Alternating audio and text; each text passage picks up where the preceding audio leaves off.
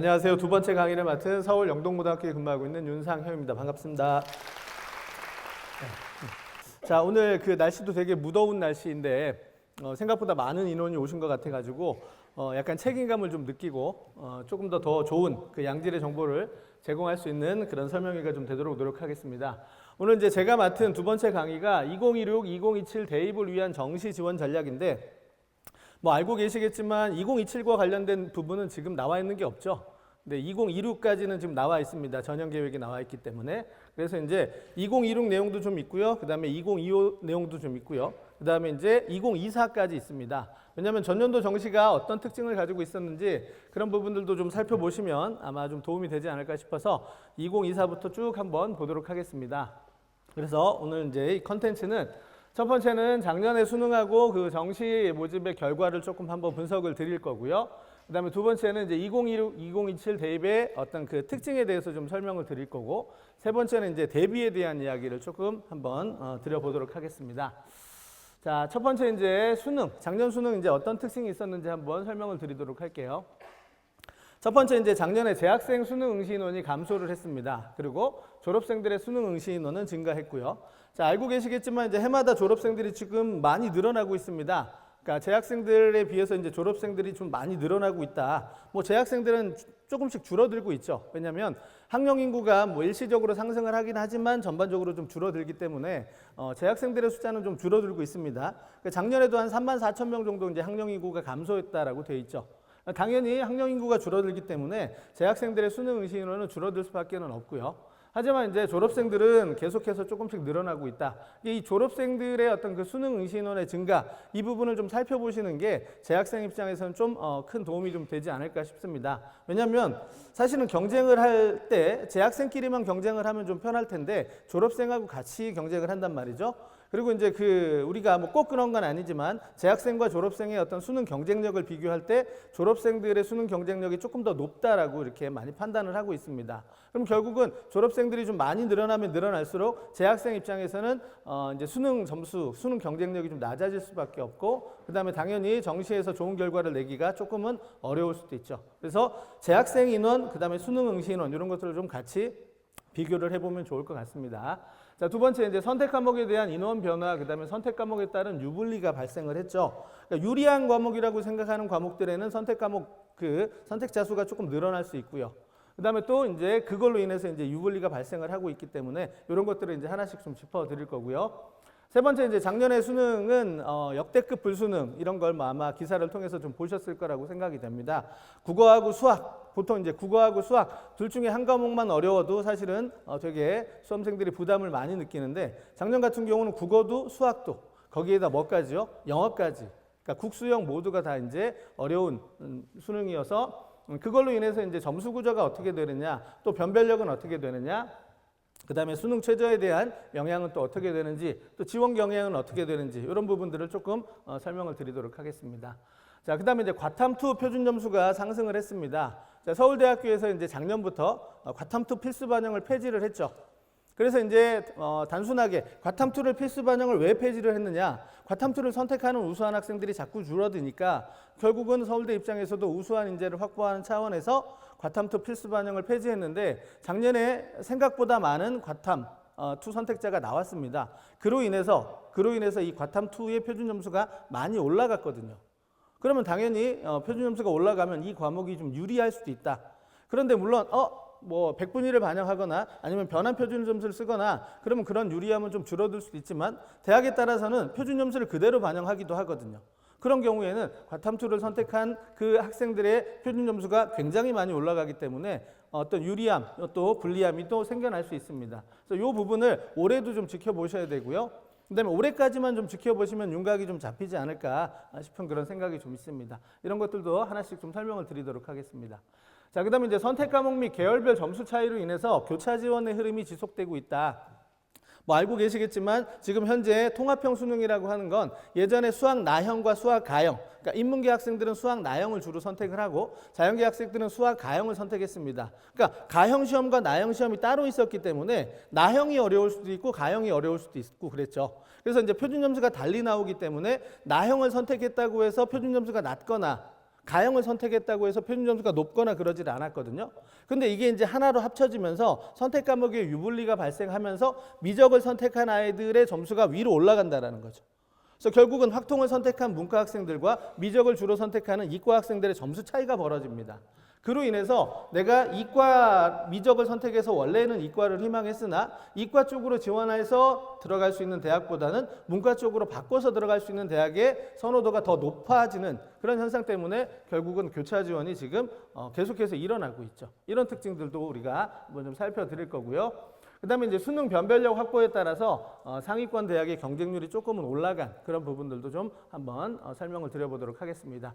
자, 지금 이제 설명드렸던 내용들은 이제 하나씩 좀 살펴보도록 할게요. 자, 작년 수능에서 이제 재학생의 응시 비율은 64.6%, 그 다음에 졸업생의 응시 비율은 35.4%. 자, 이전에 비해서 재학생은 좀 감소를 했고, 그 다음에 졸업생은 증가한 비율에서도 확인이 되지만 인원을 보시면 2만 명 정도 재학생이 감소를 했고, 졸업생은 한 18,000명 정도가 늘어났습니다. 그래서 결국 전체적으로는 한 2,800명 정도가 줄어들었죠. 그런데 올해도 만약에 입시 결과 정시를 만약에 지원을 하신다. 물론 여기 지금 1, 2학년 학부모님들이 주로 오셨겠지만 앞으로 이제 뭘 보시면 좋냐면 이게 전년도하고 올해의 수능 응시 인원이 얼만큼의 차이가 있느냐 이런 것들을 좀 확인하시면 좀 좋습니다. 이유는 뭐냐면 사실은 아까도 말씀을 드렸지만 교차 지원이 일어나면서 얼마만큼의 비율이 미적 선택자들이 그러니까 쉽게 말해서 이과에서 문과로 얼마만큼의 인원이 교차할지는 사실은 정확하게 아무도 모르죠. 그런데 이제 해마다 지금 한 3년 정도의 결과치가 쌓였기 때문에 대략 이 정도 비율이 교차 지원을 할 거야 라고 이렇게 예상을 하고 저희가 이제 지원 참고점 같은 것들을 여러 기관들에서 발표를 합니다. 하지만 그것이 맞을 수도 있고 틀릴 수도 있는데 여러 가지 환경이 다 비슷하다면 결국은 뭐냐면 모집 인원도 그 다음에 응시 인원도 비슷하다면 전년도 입시 결과를 활용하는 것이 상당히 도움이 될 수도 있거든요. 그런데 이렇게 응시 인원이 전년도하고 굉장히 많이 다르다거나 뭐 한 10,000명 이상 차이가 난다거나 아니면 모집 인원의 변화가 그렇게 10,000명 이상 차이가 난다거나 이렇게 되면 사실 전년도 입시 결과를 활용하는 게 조금은 어려울 수도 있어요. 물론 이제 올해도 여러 가지 뭐 의대 증원, 그다음에 무전공 선발 이런 이유들 때문에 결국은 전년도 입시 결과를 활용하기가 조금은 어려울 수 있는 환경이지만 사실은 2025하고 또 2026은 좀 다를 수 있죠. 2025에서 어느 정도 윤곽을 잡아주면 변화가 있더라도 2026의 변화는 2024에서 2025로 넘어오는 변화보다는 덜 일어날 수 있습니다. 그래서 나중에 이렇게 모집 인원이 크게 차이가 없다면 전년도 입시 결과를 활용하는데 도움이 될 수 있다. 이런 것들도 좀 기억해 주시면 좋을 것 같습니다. 자, 두 번째 이제 영역별 응시 인원을 한번 살펴드리도록 할게요. 자, 일단은 언어와 매체의 응시 인원이 40% 정도 됐습니다. 그 이전 연도에 비해서 5% 정도 증가를 했죠. 자, 미적을 선택한 인원도 마찬가지로 5% 정도 증가를 했습니다. 자, 그러면 왜 언매를 선택한 인원과 미적을 선택한 인원이 늘어났을까요? 이건 뭐 아마 많이 알고 계시겠지만 어떤 과목이 유리하냐라고 할 때 언매를 선택하는 것이 미적을 선택하는 것이 유리하다라는 게 좀 알려져 있죠.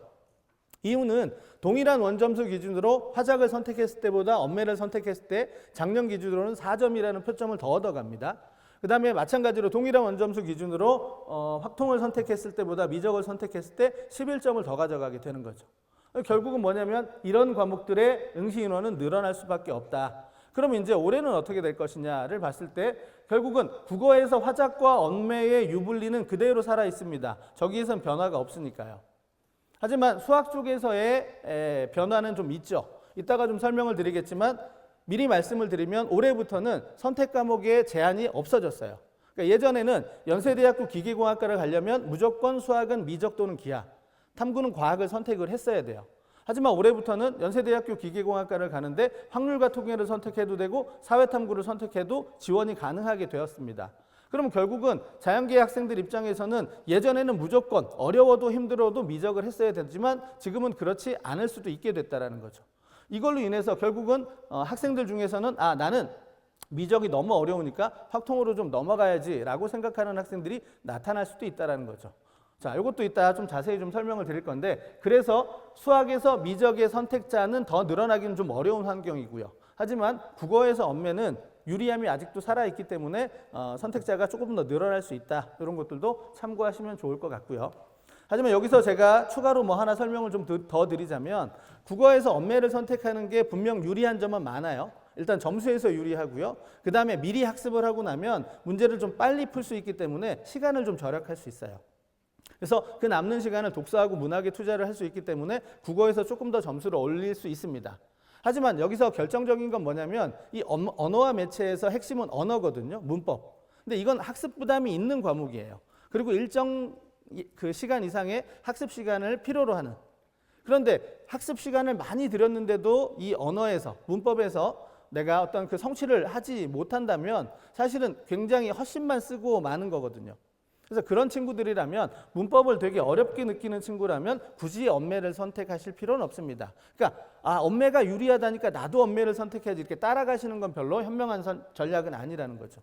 그럴 경우에는 조금 더 편하게 학습할 수 있는 화작을 선택한 다음에 언매에 투자할 시간을 독서하고 문학에 투자를 하거나 아니면 다른 과목에 투자를 해서 거기서 한두 문제만 더 맞아주면 지금 언매가 갖고 있는 그 유리함은 충분히 만회할 수 있습니다. 이런 부분도 고려해서 선택 과목을 결정해 주시면 좋을 것 같습니다. 자, 그 다음에 이제 영역별 응시위원 다른 결과를 좀 한번 보도록 할 텐데, 자, 화작을 선택한 학생들을 기준으로 보면 사회를 선택한 학생들의 비율이 53%입니다.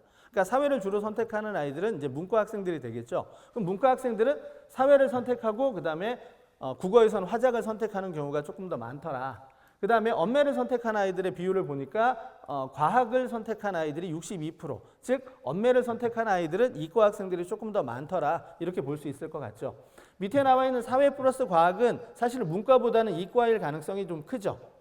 이과인데 선택 과목에 제한이 없는 대학에 지원할 때 과학의 부담을 느끼는 친구가 사회를 한 과목 정도는 선택할 수 있기 때문에, 자, 62.6%이지만 밑에 나와 있는 2.4%까지 합하면 오히려 더 많은 인원이라고 볼 수 있을 것 같고요.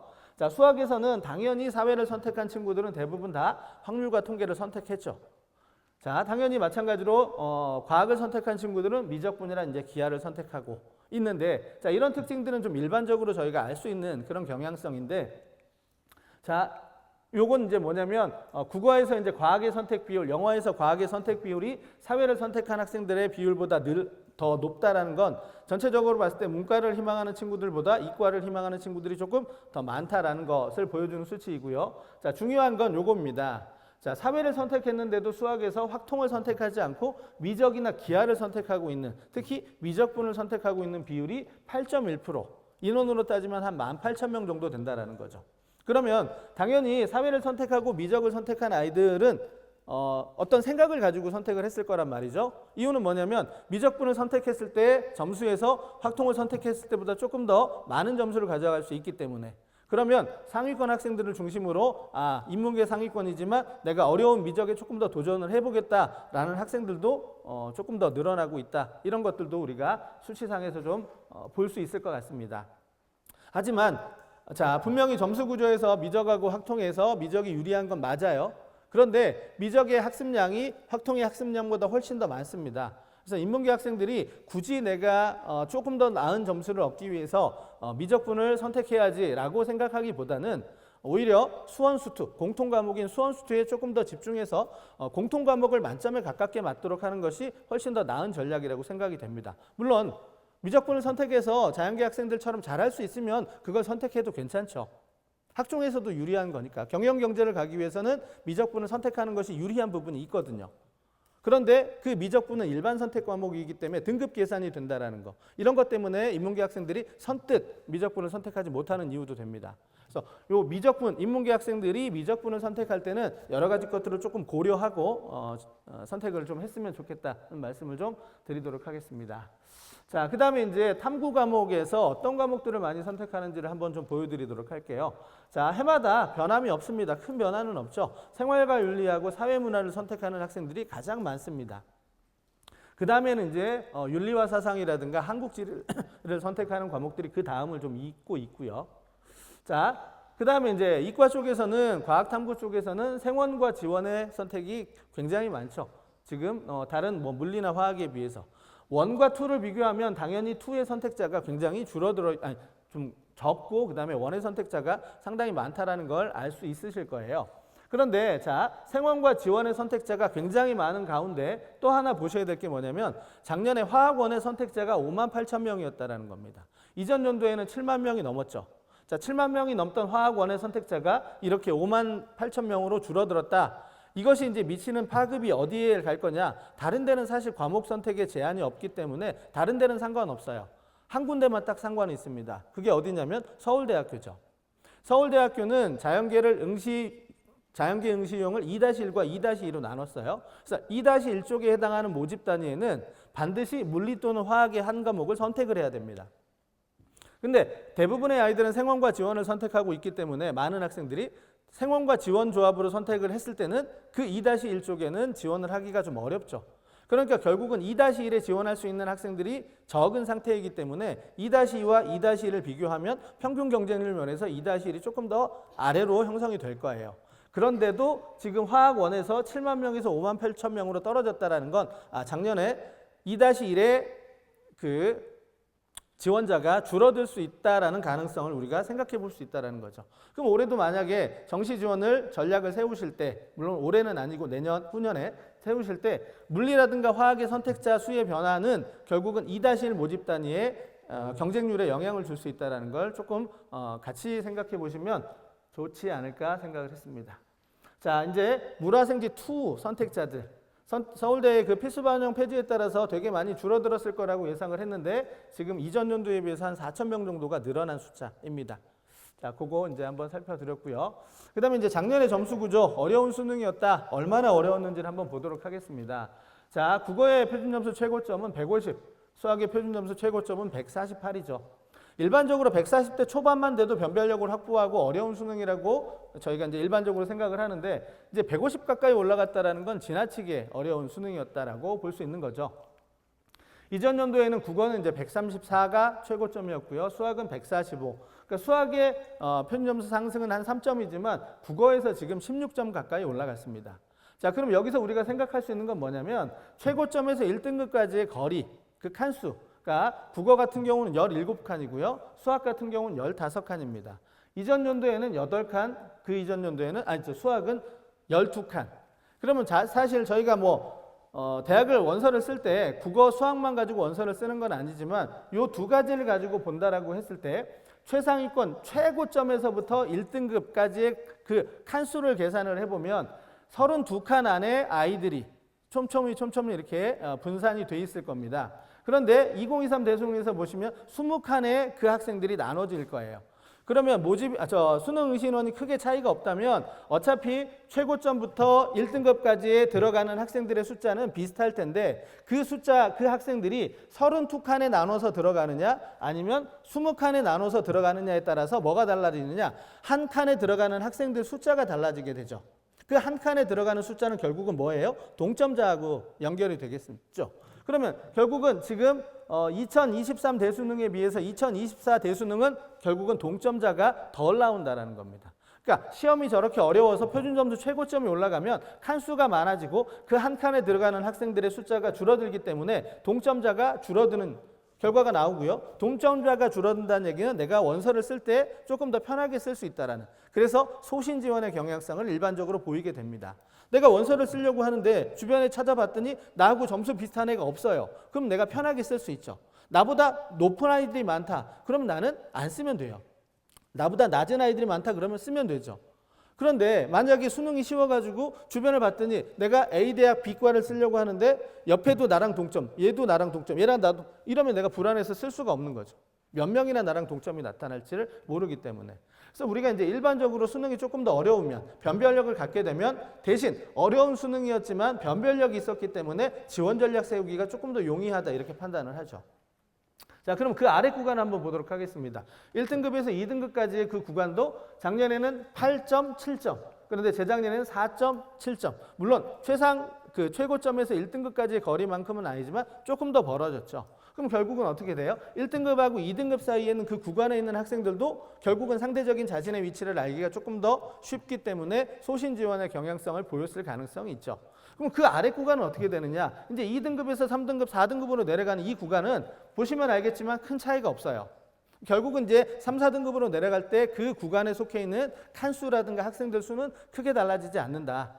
그럼 그 아이들은 어떤 지원 경향을 보이느냐? 우리가 이제 추측을 한번 해볼 필요가 있죠. 일반적으로 언론에 보도되는 건 항상 상위권입니다. 그럼 상위권의 어떤 그 변별력, 지원 경향 이런 것들이 자꾸 얘기가 나오게 되면 그게 결국은 뭐냐? 이번 지원의 어떤 흐름 같은 걸 좀 만들어주죠. 그래서 결국은 제가 이제 정시 지원 전략을 세울 때 믿고 있는 명제 중에 하나가 뭐냐면 흐름이 기세를 만든다라고 하는 부분이거든요.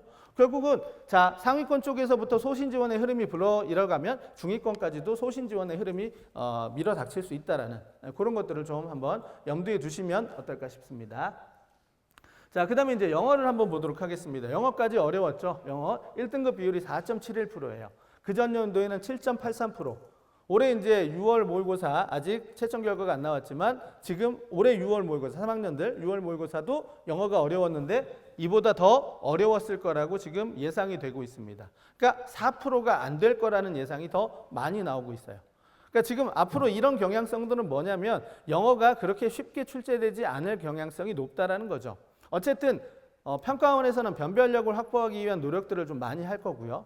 앞으로 졸업생들이 늘어난다라고 이야기를 하면 결국은 그 졸업생들이 수능에 조금 더 강점이 있기 때문에 평가원 입장에서는 출제하는 분들 입장에서는 그 졸업생들의 증가를 무시할 수 없다라는 거죠. 자칫 국어하고 수학이 내가 생각했던 난이도만큼 아이들이 반응을 안 해서 그러니까 어렵게 출제한다라고 했는데 아이들이 쉽게 풀어버리면 결국은 뭐예요? 난이도가 떨어지는 거죠. 그러면 국어 수학만 믿고 있을 수는 없다라는 얘기입니다. 그래서 영어까지도 조금은 변별력의 차원에서 쉽지 않게 출제될 가능성이 있다라는 것을 좀 생각하시고 대비하는 게 필요할 거라고 봅니다. 자, 그러면 비율을 같은 거 보시지 말고요. 중요한 건 뭐냐면 34,000명에서 2만 명으로 줄어들었다는 저 14,000명의 인원. 그러니까 앞으로 이제 영어를 보실 때는 비율도 중요하지만 비율은 딱 가시적으로 영어가 쉬웠냐 어려웠냐를 생각할 수 있지만 나중에 지원 전략을 세우실 때는 인원을 보셔야 돼요. 그럼 1등급 숫자가 14,000명이나 줄어들었다는 얘기는 뭐냐면 주변에 1등급이 없는 거예요. 그만큼. 그러면 자 내가 1등급이라면 나는 영어에서 경쟁의 우위를 가질 수 있는 거죠. 그럼 내가 내 성적대에서 지원할 수 있는 대학에서 내가 영어가 1등급이면 그만큼 유리할 거기 때문에 영어 반영 비율이 높은 데를 찾아가는 거죠. 반대로 대부분의 아이들이 다 1등급일 수 있는데 나만 2등급이라고 하면 영어 반영 비율이 낮은 데를 찾아가야 되는. 그러니까 이 영어에서 나중에 정시 지원 전략을 세우실 때는 비율보다는 인원을 좀 체크하셔야 된다는 거. 그러면 자 지금 1등급의 인원은 되게 많이 줄어들었지만 밑에 보시는 2등급하고 3등급의 인원은 오히려 늘었어요. 그러면 결국은 뭐냐면 수능 최저 기준에 영향을 줄 때 1등급이 줄어들었다고 해서 수능 최저가 줄어들 것이냐, 최저 충족률이 줄어들 것이냐, 이건 생각해 볼 필요가 있다는 거죠. 수능 최저 기준은 의대 쪽은 굉장히 높은 최저 기준을 갖고 있지만 사실 일반 모집 단위, 중위권, 중상위권의 최저 기준은 그렇게 높지 않거든요. 2합 6, 2합 7 이런 경우도 있습니다. 그럼 결국은 1등급이냐 2등급이냐가 중요한 것이 아니라 또는 3등급, 4등급의 숫자가 늘어났느냐 줄어들었느냐가 결국은 수능 최저 충족률에 영향을 줄 수도 있죠. 그러면 영어 때문에 수능 최저 충족률이 줄어들었을 거라고 예상을 할 수 있지만 1등급의 감소보다 2등급과 3등급에서 늘어난 인원이 훨씬 더 많다면 결국은 수능 최저 충족률을 1등급에서의 감소가 2, 3등급에서의 증가가 상쇄를 시켜줄 수도 있다는 거죠. 그런 것들도 좀 생각해 보시면 좋을 것 같습니다. 자, 그 다음에 이제 탐구 쪽 한번 성적을 보도록 하겠습니다. 생활과 윤리하고 윤리와 사상이 2023에서는 70점이 넘었어요. 표준점수 최고점이. 그 말은 무슨 말이냐? 어렵게 출제가 되었다라는 거죠. 그런데 작년에는 65점, 63점으로 상당히 쉽게 출제가 됐습니다. 자, 그에 비해서 밑에 나와 있는 정치와 법, 경제, 사회, 문화는 재작년에도 작년에도 70이 넘었어요.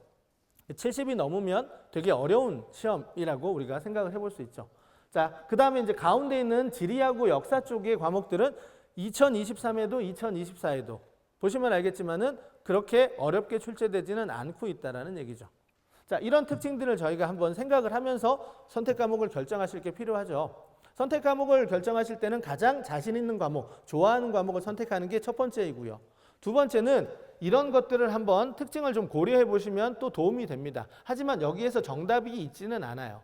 무슨 말이냐? 2년 연속 정법이나 경제와 사회문화가 어렵게 출제됐기 때문에 내가 저 과목을 선택해서 만점을 받으면 훨씬 더 좋은 표준 점수를 가져갈 수 있다라고 생각할 수 있지만 그게 해마다 꼭 그렇게 되지는 않을 수 있기 때문에 사실은 그런 것들을 고려하는 것이 좋은 방향은 아니지만 그래도 한 번쯤 특징을 보시는 건 좀 나쁘지 않을 거라고 생각을 합니다. 자, 그 다음에 이제 자연계 쪽, 과학 쪽을 한번 보도록 하겠습니다. 물화생지 모두가 다 지금 어떻게 됐어요? 표준점수 최고점이 떨어졌습니다. 그에 비해서 투 과목은 굉장히 많이 올라갔죠.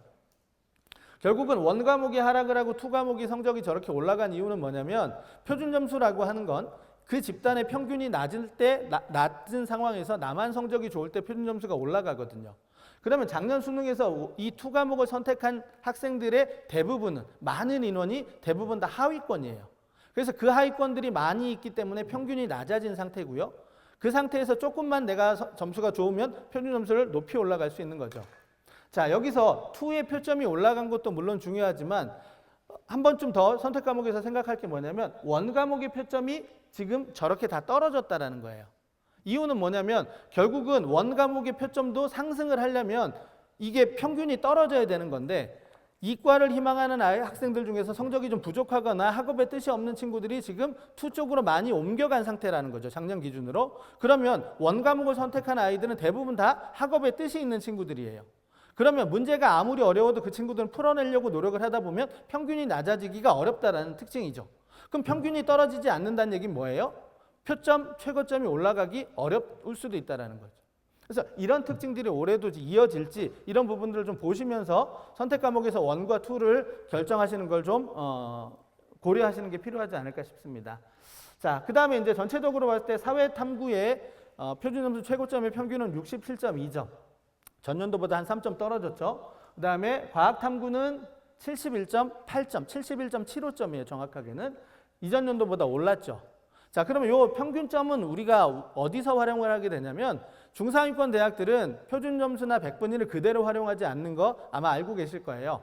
국어하고 수학은 표준점수를 그대로 사용을 하지만 탐구 영역은 이렇게 과목마다 유불리가 있으니까 이걸 보정하기 위해서 100분위를 기준으로 다시 표준점수를 줍니다. 그걸 이제 변환 표준점수라고 해요. 그때 그 기준점이 되는 것이 이 과목별 표준점수 최고점이죠. 그러면 일반적으로 사회탐구의 변환 표준점수 최고점은 67.2점이 기준이 될 가능성이 높고요. 그 다음에 과학 쪽은 71.75점이 될 수도 있어요.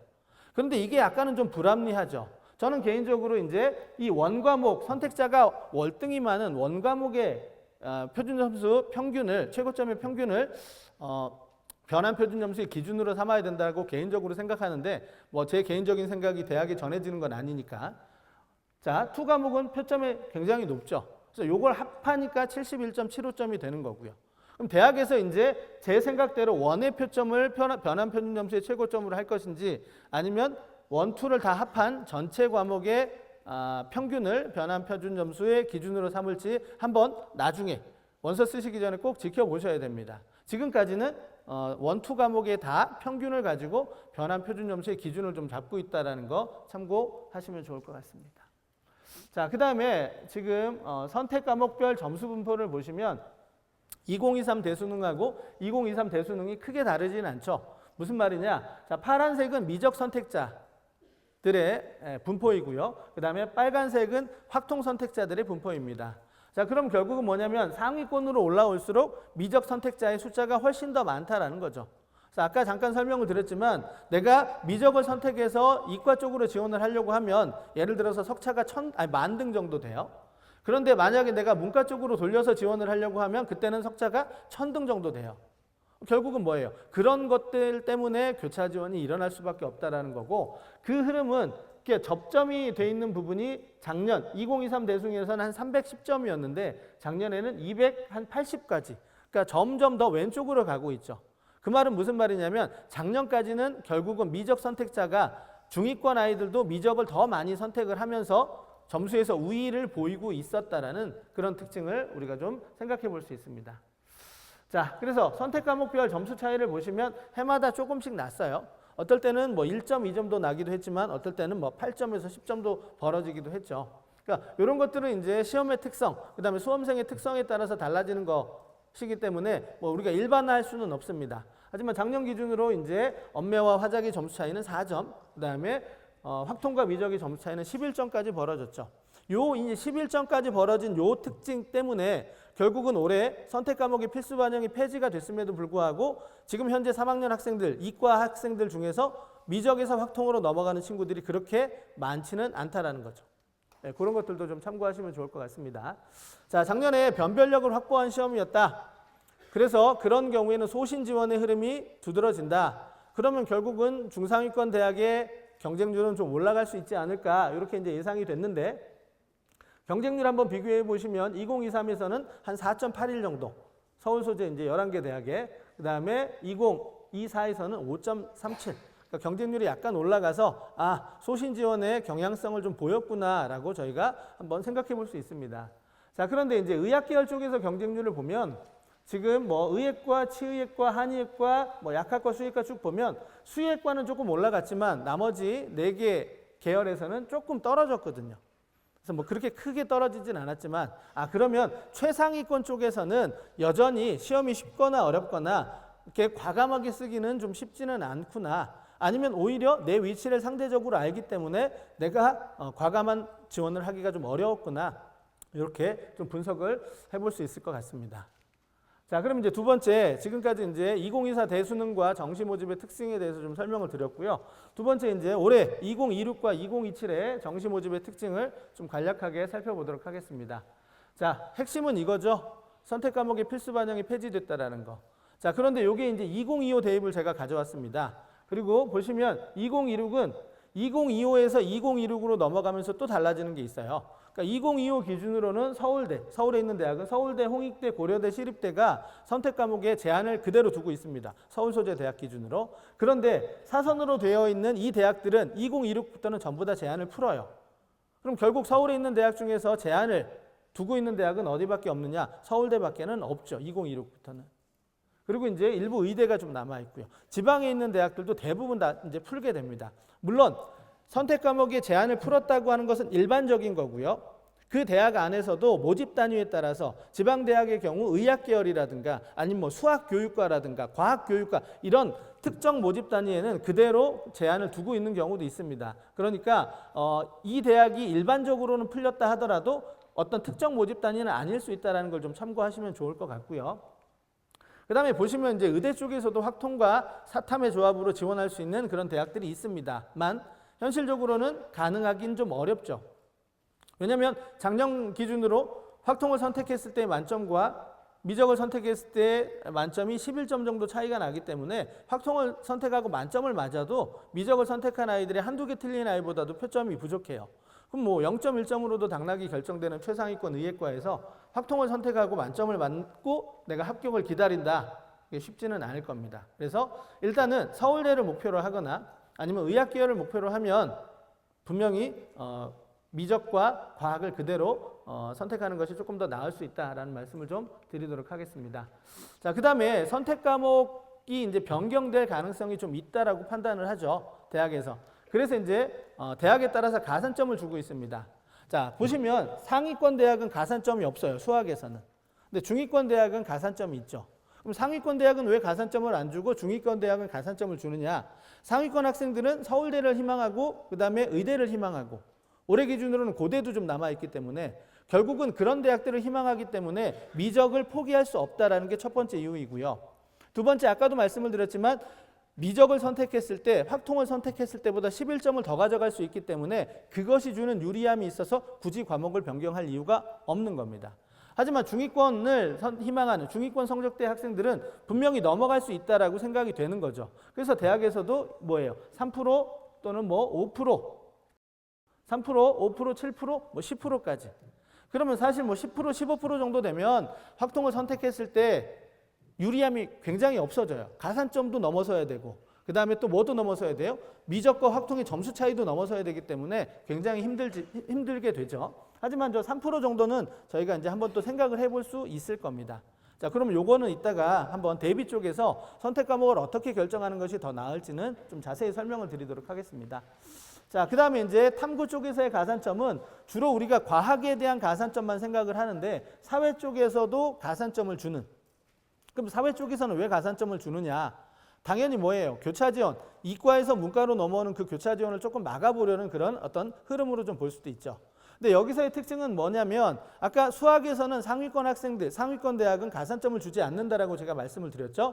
하지만 이쪽에서는 상위권 대학도 가산점을 줍니다. 이유는 뭐냐면 자, 수학은 통합형이죠. 그래서 그 선택자 안에서 미적과 뭐의 확통의 유불리가 발생을 해요. 그런데 사회하고 과학은 다른 체계로 시험이 이루어지기 때문에 사회가 유리할지 과학이 유리할지는 뚜껑을 열어봐야 돼요. 그러니까 과학을 선택했다고 사회를 선택했을 때보다 점수를 더 가져간다라는 그런 보장은 없거든요.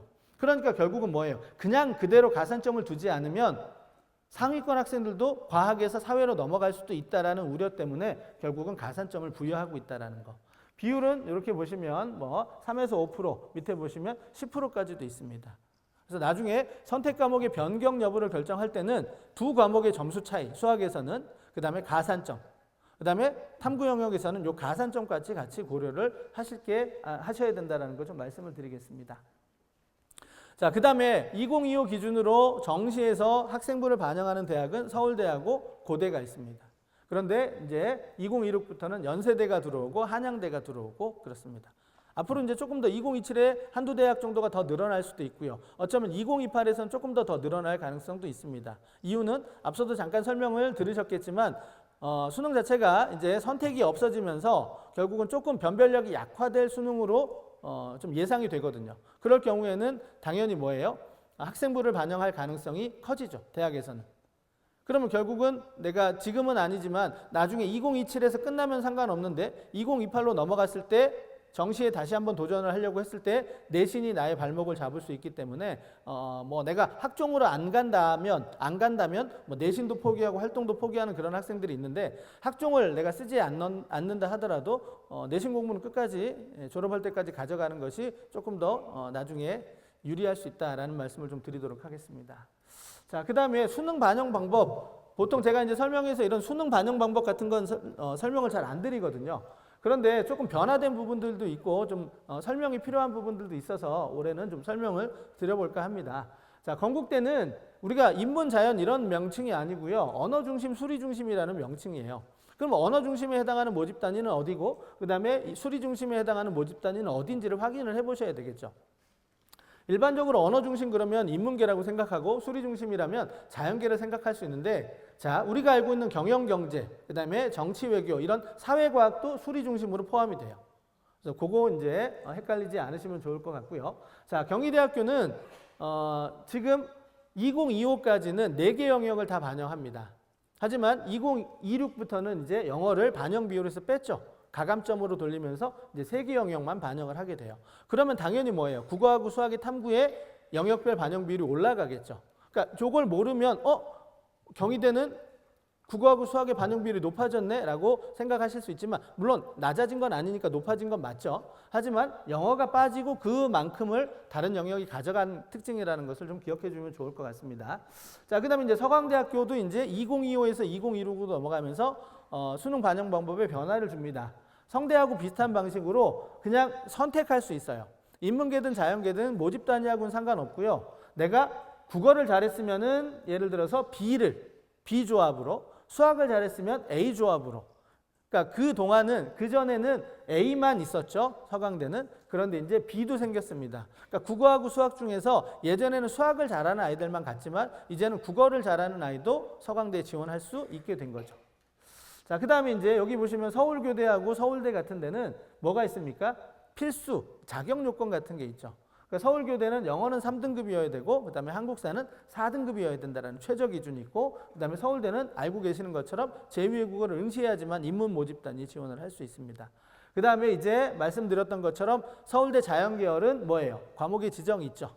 그래서 유일하게 서울 쪽에 남아있는 과목의 지정 생각하시고요. 그다음에 서울시립대는 되게 복잡했습니다. 인문 1, 2, 3, 자연 1, 2, 3였는데 그 6개로 쪼개서 수능을 반영했던 것을 이제 4개로 쪼갰고요. 성균관대 보시면 알겠지만은 인문, 자연, 아까 서강대에서 설명을 드렸던 것과 같은 방식이죠.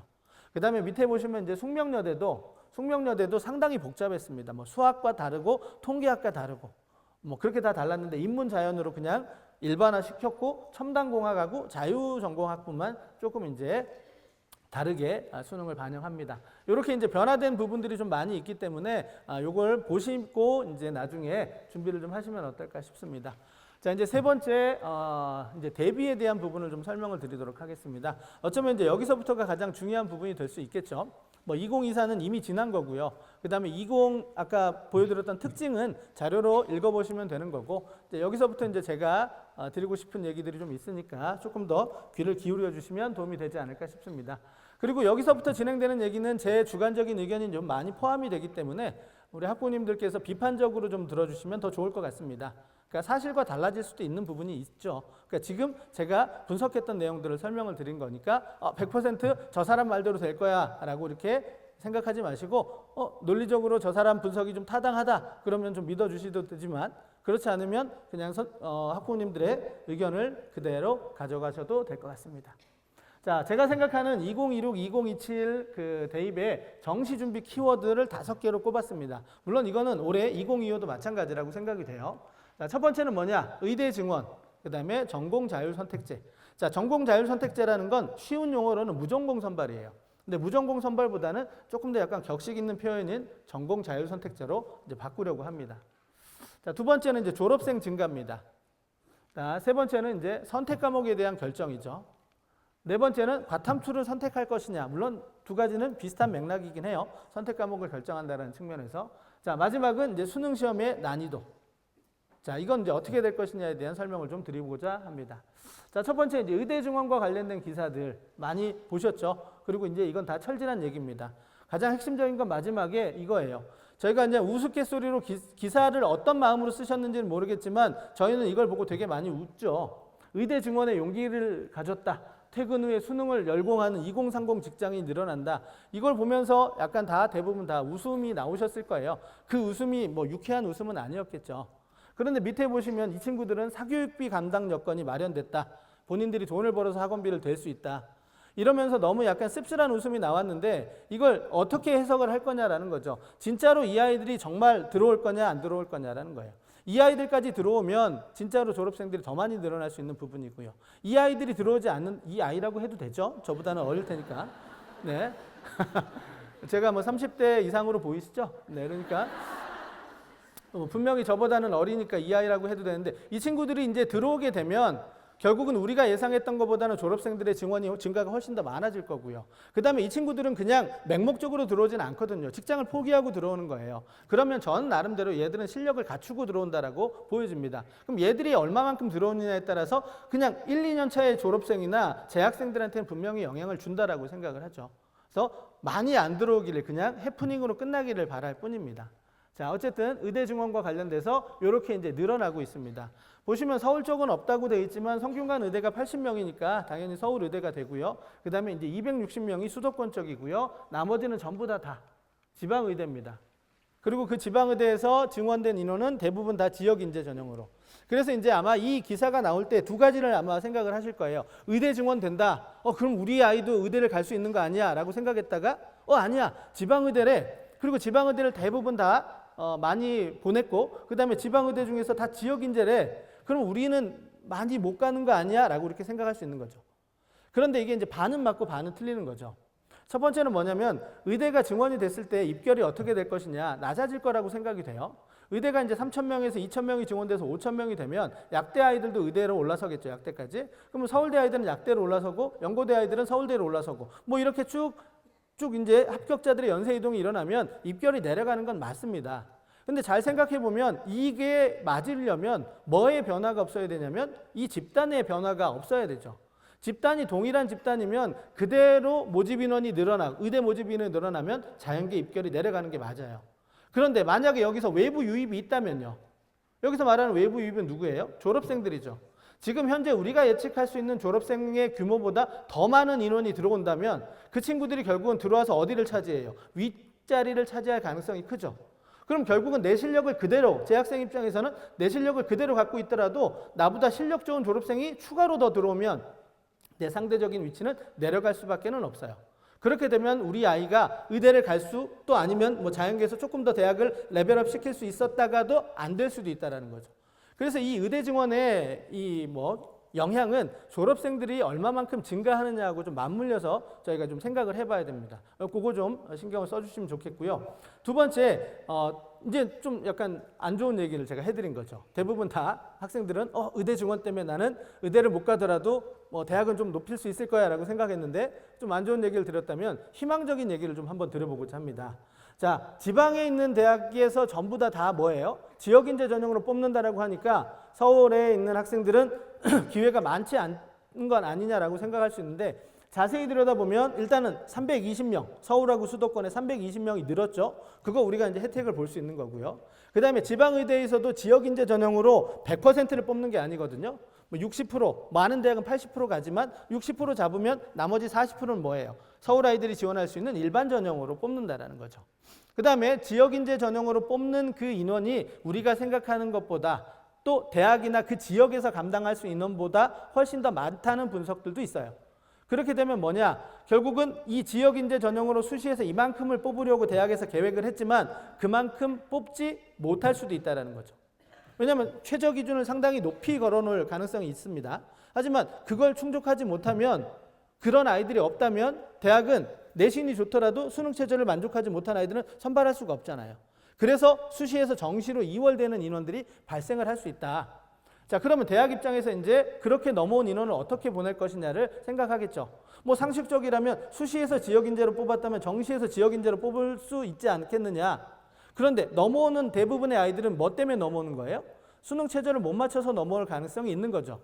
그러면 그렇게 낮은 수능을 가지고 있는 아이들, 그러니까 수능 고득점자가 없는 상황에서 또다시 그걸 지역인재로 뽑는다면 또 마찬가지로 결혼이 생길 우려가 있거나 아니면 대학에서 원하는 수준의 학생이 지원하지 않을 가능성도 있다는 거죠. 그렇게 됐을 때는 일반 전형으로, 정시에서는 일반 전형으로 그 인원만큼을 또 뽑을 수도 있다. 물론 이건 제 생각이에요. 지방대에서 그렇게 지방거점공립대학에서 이렇게 발표한 건 아니기 때문에 이런 것들을 생각해 보면 지금 우리가 서울에 있는 아이들이 의대 증원의 효과를 조금 못 누리는 건 아니냐라고 지금 생각하고 있는 것보다는 조금 더 많은 인원을 좀 혜택을 볼 수 있다. 이런 것들을 좀 생각해 보시면 좋을 것 같습니다. 자, 그 다음에 이제 전공자율 선택제에 대한 이야기를 좀 드리도록 할게요. 이것도 이제 거의 다 교육부의 뜻대로 지금 될 가능성이 높습니다. 자, 유형 1과 유형 2가 있는 건 알고 계시죠? 유형 1은 뭐냐면 들어가서 인문계도 갈 수 있고 자연계도 갈 수 있는 거예요. 진짜로 전공 자율 선택제죠. 근데 유형 2는 들어갔는데 애초에 들어갈 때 약속을 하고 들어가는 거예요. 너는 들어가서 인문계로만 가, 너는 자연계로만 가. 아니면 너는 공대로만 가, 너는 문과대학만 가. 이렇게 이제 약속을 하고 들어가는 거죠. 자, 그래서 이제 유형 1과 유형 2가 있는데 솔직히 대학 입장에서는 유형 1이 조금 부담스럽죠. 그래서 유형 1은 비율이 그렇게 높지는 않습니다. 유형 2가 조금 더 많아요. 그렇게 이제 선발을 하게 되고 전체적인 비율은 어떻게 되느냐면 대략 이제 2026 기준으로 2025보다는 2026이 조금 더 비율이 높아지는데 한 수도권 대학들은 서울 소재 대학들은 한 25% 정도 1과 2를 합쳐서요. 그러니까 1은 한 10% 정도 될 거고 나머지가 2가 이제 될 건데 지금 2025에서 나온 2025 모집 요강에서 나오는 그 전공 자율 선택제의 전형별 모집 인원의 분포하고 그 다음에 2026하고 비교를 해보면 조금 특징이 다릅니다. 왜냐하면 2026은 아직 발표하지 않은 대학들도 좀 있기 때문에 저희가 이제 섣부른 분석일 수도 있지만 전체적으로 봤을 때 2025에서는 수시에서 모집을 하는 대학들이 조금 더 많았어요. 그런데 2026으로 넘어가니까 오히려 유형 1이 됐든 유형 2가 됐든 정시 쪽에서 모집을 하는 경우가 많더라. 이유는 결국은 뭐냐면 이 학생부 종합전형, 학생부 위주의 전형으로 선발을 하려고 하면 결국은 이 아이가 무슨 과목을 선택했고 어떤 학과를 염두에 두고 준비를 했는지 이 부분이 평가에서 어느 정도는 반영이 돼야 되거든요. 그런 부분 때문에 사실 종합전형으로는 좀 뽑기가 어렵지 않느냐라는 예측들이 좀 많았고 그래서 수시에서는 교과 위주로 그 다음에 정시에서는 수능 위주로 이렇게 선발이 될 거라고 예상이 됐었는데 2025에서는 생각보다 많은 대학들이 수시에서 종합이라든가 논술이랑 다른 전형으로도 좀 뽑는 경향성을 좀 보였는데 2026으로 넘어오니까 오히려 정시 쪽이 조금 더 많았습니다. 그래서 정시 쪽에서 이 전공 자율 선택자를 모집하는 대학들이 많아질 거다. 그런 것들을 좀 감안하고 나중에 지원 전략을 좀 세우셔야 될 텐데 모집 인원이 많은 것이 어떤 특징이 있느냐? 5명이 있을 때 5명 있는 데를 지원하려고 개별적으로 지원하려고 생각하는 거 하고 그게 합쳐져서 50명으로 통으로 있는 거를 지원할 때 지원자들 입장에서는 어느 쪽이 훨씬 더 편해요. 적은 인원으로 쪼개져 있는 것보다는 많은 인원으로 합쳐져 있는 게 훨씬 더 편하죠. 그래서 전공 자율 선택제로 모집하는 모집 단위가 많으면 많을수록 그쪽으로 쏠림 현상이 되게 심해집니다. 그러면 결국은 가군하고 나군 정시에서 만약에 전공 자율 선택자가 있다라고 모집 단위가 가군에 예를 들어서 있다고 치면 100명 정도가 있다고 쳐요. 그럼 나군에서 내가 성적이 좀 남는 아이가 나군을 소신 상향 지원을 하면서 가군을 어디에 쓸까요? 5명, 3명, 7명 있는데 안 쓰겠죠. 안정적으로 쓸 수 있는 이 100명 전공 자율 선택제를 쓸 가능성이 높죠. 그 다음에 반대로 내가 나군에서 점수는 부족한데 가군을 한번 올려 써보고 싶어 라고 마음을 먹는다면 나군에서 적정한 지원을 하고 가군에서 올려 쓰려고 할 때 5명, 3명, 7명 있는 데보다는 50명 통으로 있는 데를 쓰는 게 훨씬 더 낫겠죠. 그래서 이 전공 자율 선택지로 모집하는 단위가 늘어나면 이쪽은 경쟁률이 올라갈 가능성이 크고요. 그 다음에 합격자들의 성적이 윗구간과 아랫구간으로 나뉠 가능성이 크죠. 가운데 구간이 좀 비일 수 있는. 이해되시나요? 그런 특징들을 좀 가지게 되고 만약에 비슷한 점수의 구간에서 전공 자율 선택지에 모집을 하는 대학이 많으면 그 윗구간이나 아랫구간에 있는 지원자들을 이렇게 흡수하는 경향성이 보일 겁니다. 그러니까 이런 특징들이 좀 나타날 수 있기 때문에 나중에 전공 자율 선택제가 어떤 모습으로 나타날지 올해 이제 한번 정시 경쟁률의 변화를 좀 살펴보시면 내년에 준비할 때 조금 도움이 되지 않을까 싶습니다.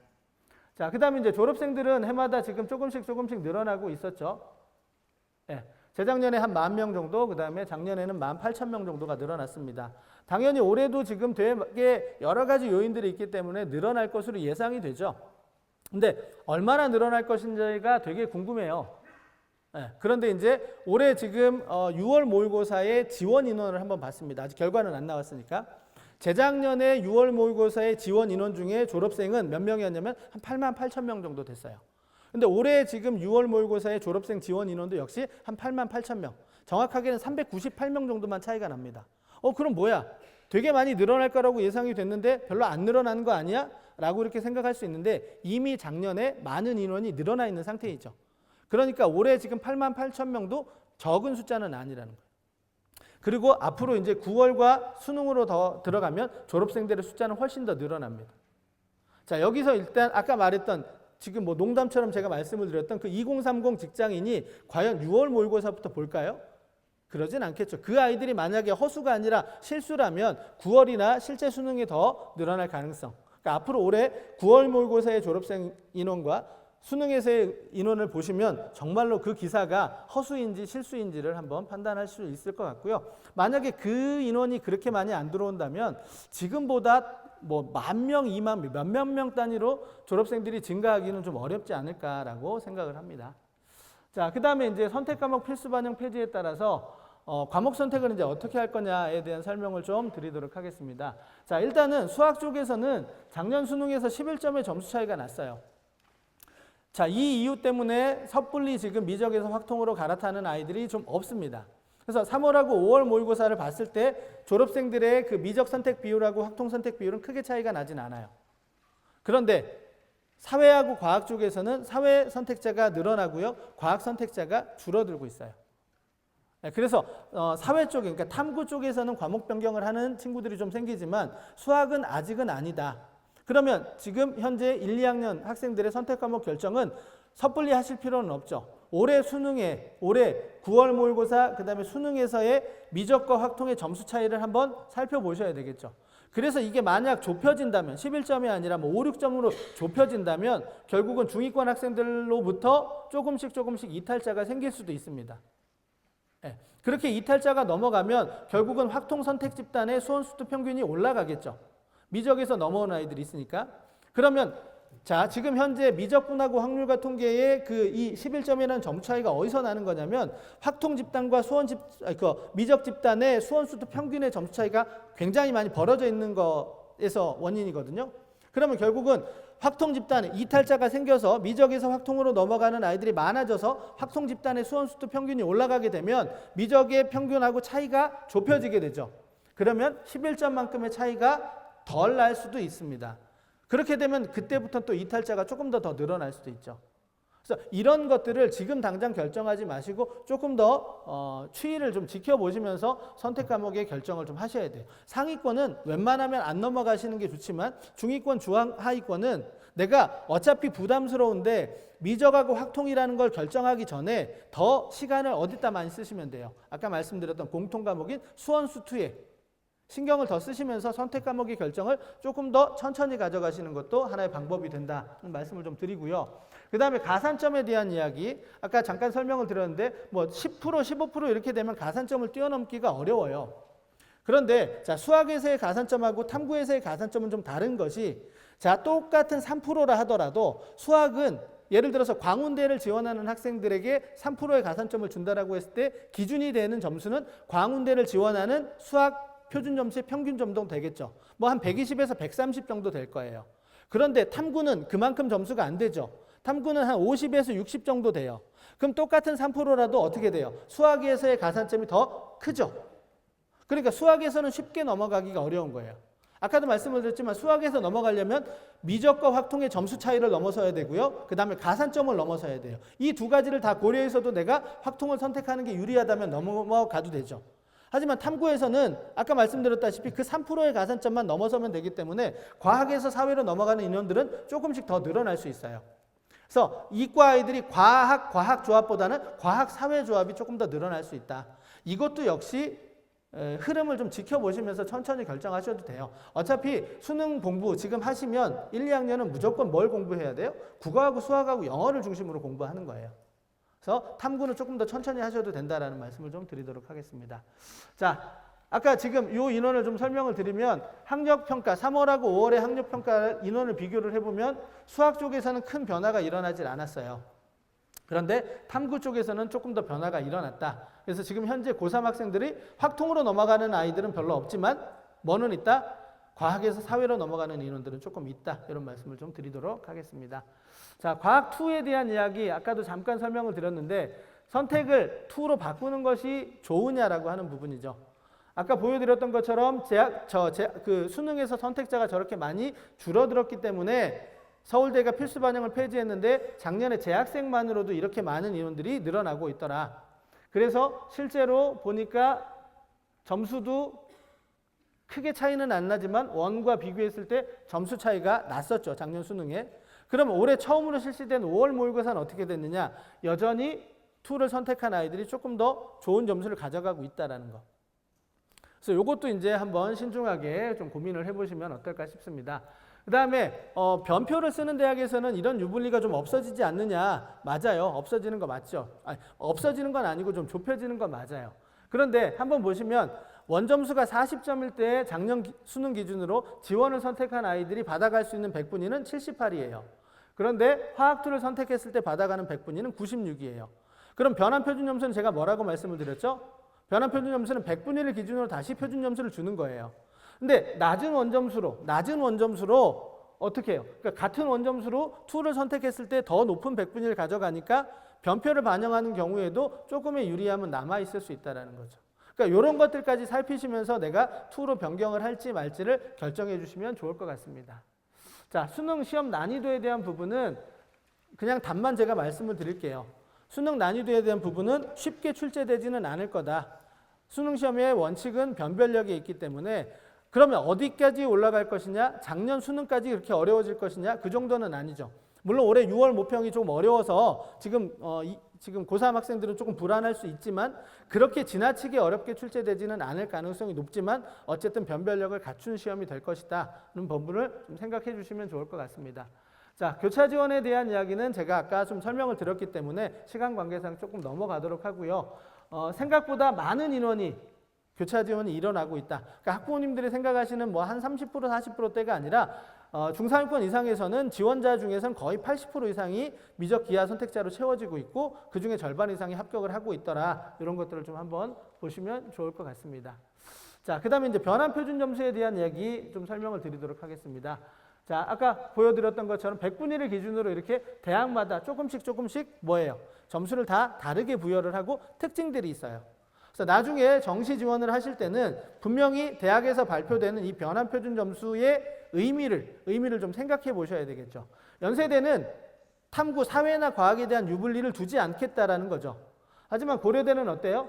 사회를 선택한 아이들한테는 67.22를 주지만 과학을 선택한 아이들에게는 71.75를 줍니다. 과학을 선택한 아이들한테 유리한 거죠.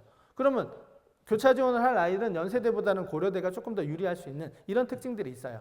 그런데 그 점수도 위에는 그렇지만 아래로 내려가면 그 영향력은 또 달라져요. 그러니까 자기의 성적대에 따라서 유불리도 달라질 수 있기 때문에 조금 더 면밀한 검토가 필요하다라고 말씀을 드릴 수 있겠습니다. 자, 이제 제가 준비한 내용은 거의 다 말씀을 드렸고요. 오늘 이제 저희 센진학과 함께하는 설명회입니다. 그래서 센진학 나침판을 어떻게 활용하실 것이냐, 정시와 관련해서 센진학을 활용하실 때는 제일 좋은 게 이거예요. 합분 사례예요.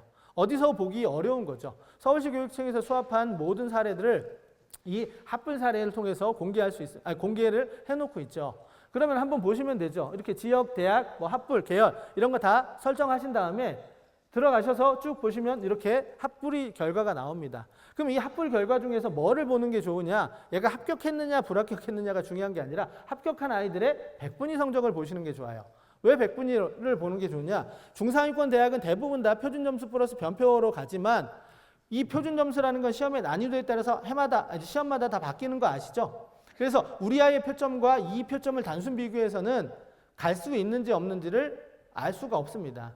그래서 100분위는 그래도 비교의 차원에서는 100분위가 유용하기 때문에 100분위를 가지고 항상 생각을 해주시면 돼요. 우리 아이가 전월에 비해서 100분위가 올랐는지 떨어졌는지, 그럼 이 정도 100분위면 어디를 갈 수 있는지. 그럼 대략적으로 아까도 말씀을 드렸지만 상위권 대학은 표준 점수로 대부분 가지만 100분위를 가지고 말씀을 드리면 여러 기관에서 발표한 그런 자료들을 참고하시면 되지만 의대를 가려면 한 294, 295 이상은 돼야 되고요. 그다음에 약대를 가려면 한 290 이상은 돼야 되고요. 서울대를 가려면 한 285 이상은 돼야 되고요. 그때부터 이제 연세대, 고려대 우리 흔히 말하는 그 선호도별로 내려가면 한 5점씩만 내려주시면 돼요.